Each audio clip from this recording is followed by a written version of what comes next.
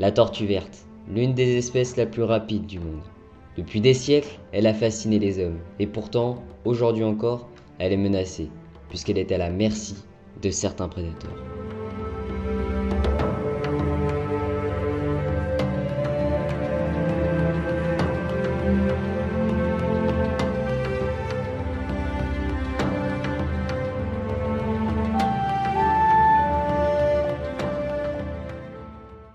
Et bien salut les passionnés, aujourd'hui on se retrouve pour une nouvelle description d'une tortue marine, puisqu'effectivement je souhaiterais vous parler de la tortue verte, une espèce emblématique des tortues de mer. C'est d'ailleurs la tortue marine la plus rapide du monde puisqu'elle peut atteindre 35 km/h. Elle a été certifiée comme espèce en 1758 et je vais tout de suite vous en parler.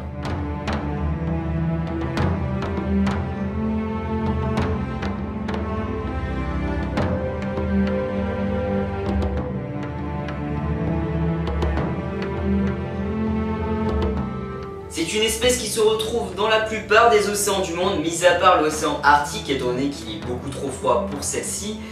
Mais elle se retrouve majoritairement dans les eaux tropicales où l'eau est peu profonde et où il y a également la présence de zoster, qui est tout simplement une plante aquatique.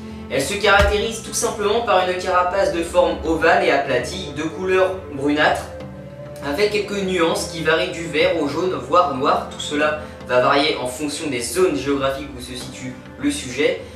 Ce qui est de son plastron, lui, il est assez clair, on parle de jaune pâle, voire crème. Encore une fois, ça va varier en fonction de la zone où se situe la tortue. Et ce qui est de ses parties molles, elles sont entièrement brunes avec quelques nuances, encore une fois, qu'elles soient vert, jaune ou encore noir. Ce qui est de sa taille à l'âge adulte, eh bien c'est un spécimen qui peut atteindre une taille de 110 cm pour un poids compris entre 80 à 130 kg.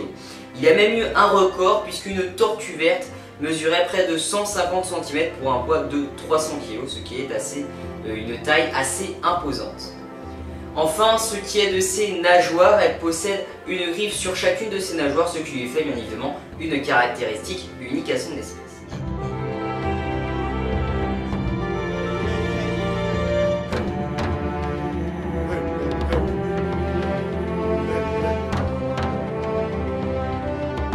Ce qui est de son régime alimentaire, et bien la tortue verte va être tout simplement herbivore étant petite, puisqu'effectivement, quand elle sera juvénile, elle va tout simplement se nourrir la plupart du temps d'herbiers marins, et c'est d'ailleurs le résultat de sa chair de couleur verdâtre, c'est du moins ce que certains scientifiques affirment, c'est que quand elle va se nourrir étant petite d'herbiers marins, c'est ce qui va donner la couleur verdâtre, assez étrange d'ailleurs, donc qui est la couleur de sa chair.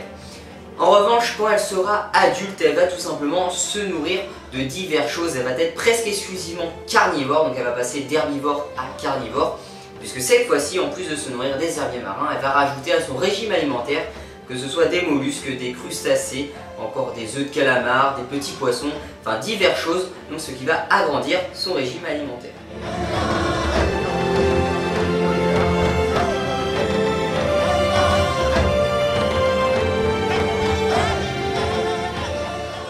C'est une espèce qui va atteindre sa maturité sexuelle au bout de 8 à 15 ans, et une fois celle-ci atteinte, elle pourra tout simplement s'accoupler pendant les périodes les plus chaudes de l'année, c'est-à-dire durant les mois de mars à juin pour les pays nordiques, et pour les pays vraiment tropicaux, ce sera durant les périodes de septembre à février. Durant la reproduction, les mâles peuvent être assez violents, que ce soit entre eux ou encore à l'égard de la femelle, puisqu'effectivement, quand il y aura de nombreux mâles pour une seule femelle, ils vont tout simplement se battre afin de pouvoir s'accoupler, puisque le vainqueur pourra désormais s'accoupler avec la femelle.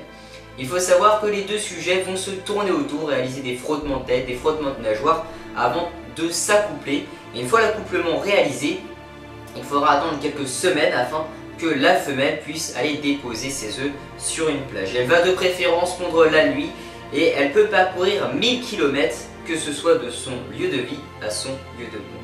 Une fois le trajet réalisé, elle va tout simplement creuser un nid et y déposer ses œufs. Il faut savoir qu'il faudra du coup attendre un temps d'incubation estimé à 80 jours afin que les nouveau-nés puissent sortir du nid. Les nouveau-nés seront d'une couleur brun clair ou encore foncé, tout cela va encore dépendre de la zone géographique où se situent les sujets. Ils auront une taille d'environ 5 cm pour un poids de 15 à 20 grammes et ils iront désormais dans la mer, tout simplement rejoindre les grands océans. Et malheureusement, c'est là où de nombreux prédateurs surviennent.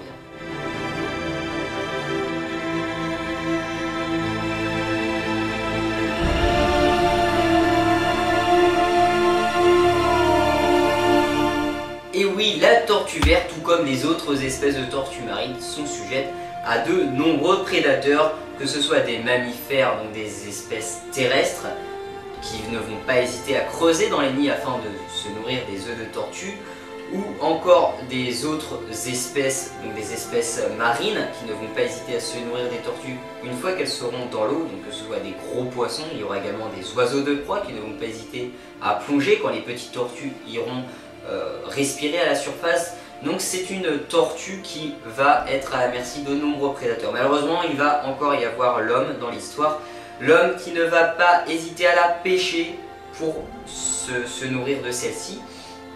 Je vous rassure, ça va être essentiellement dans les petites populations, des populations locales, c'est-à-dire dans des pays vraiment reculés. Ça va pas être dans les grands pays développés, puisque des plans de mesure ont été pris.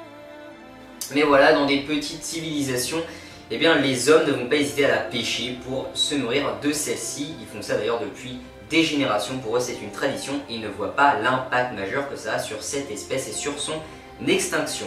Il va également y avoir pas seulement des pêches, mais ils vont également creuser dans les nids où les tortues réalisent leur ponte. Ils vont même directement récupérer les œufs quand la tortue va pondre, ce qui est assez ignoble pour celle-ci, puisqu'ils vont récupérer ces œufs pour manger tout simplement les œufs, que ce soit s'alimenter avec ces œufs ou encore les vendre dans des marchés illégalement. Donc comme je vous le dis, c'est une méthode qui font de génération en génération. Ils ne voient pas l'impact que ça a sur cette espèce, mais malheureusement elle est en voie d'extinction. C'est pourquoi des mesures sérieuses ont été prises notamment par l'Union internationale pour la conservation de la nature. Et oui, l'UNICEN ne va pas hésiter à installer différents plans de restauration, notamment aux Antilles, et je vous en avais fait allusion sur le sujet de la tortue kawan, qui était la précédente description d'espèces de tortues marines. Ils vont réaliser des plans de restauration aux Antilles, que ce soit en Guadeloupe ou en Martinique, afin de ne pallier à la forte mortalité, que ce soit des tortues vertes ou des autres tortues marines. Donc des plages seront surveillées par des unités spéciales, mais des populations locales continuent encore et encore à aller chercher des œufs de tortue, bien que des amendes qui coûtent très cher ne sont déposées aux personnes mal intentionnées qui récupèrent des œufs. Ils vont tout de même aller les chercher pour les vendre et s'alimenter avec. Ils ne voient pas l'impact que ça a, bien que des mesures sérieuses ont été prises. Il y a encore des soucis comme ceci. Il y a également la pollution en mer, que ce soit des choses relâchées par-dessus bord, par-dessus les bateaux, mais il y a également l'industrialisation sur les espaces côtiers, puisque des tortues, donc que ce soit des tortues vertes, mais également encore une fois des tortues marines, vont confondre des méduses avec des sacs plastiques. C'est notamment le cas avec la tortue kawan. Il va également y avoir les filets de pêche, mais c'est à l'abandon où les tortues s'enfouissent dedans et meurent asphyxiées. Ces tortues meurent dans des atroces souffrances. D'année en année, différents pays vont acquérir des plans de restauration pour conserver les espèces de tortues marines, mais malheureusement il y a tout de même encore un fort taux de mortalité. Donc sur ce, c'est la fin de la description de la tortue verte. Je vous remercie de l'avoir visionné. N'hésitez pas également à vous abonner si ce n'est pas fait pour ne pas manquer les prochaines descriptions des tortues marines. N'hésitez pas également d'aller voir la précédente description d'espèces si vous l'avez manqué. C'était d'ailleurs sur le sujet de la tortue kawan. Je vous dis à bientôt, portez-vous bien, salut les passionnés.